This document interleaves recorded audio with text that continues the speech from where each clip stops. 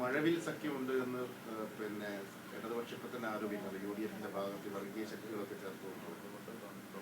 ഞങ്ങൾക്ക് UDF തന്നെ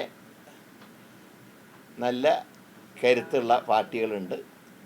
പിന്നെ ഇലക്ഷൻ നിൽക്കുമ്പോൾ ആർക്ക് വേണമെങ്കിലും ഞങ്ങളെ സഹായിക്കാം.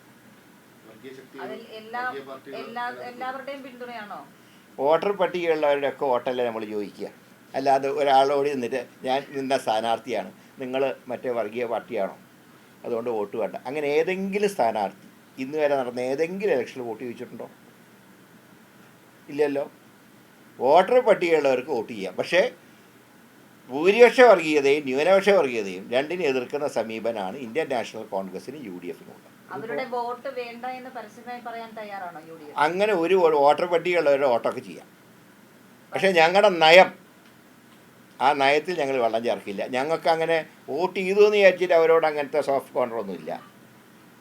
ഞങ്ങൾക്ക് വോട്ടർ പട്ടിക നിലമ്പൂരത്തെ എല്ലാ വോട്ടർമാർക്കും UDF-ന് വോട്ട് ചെയ്യും.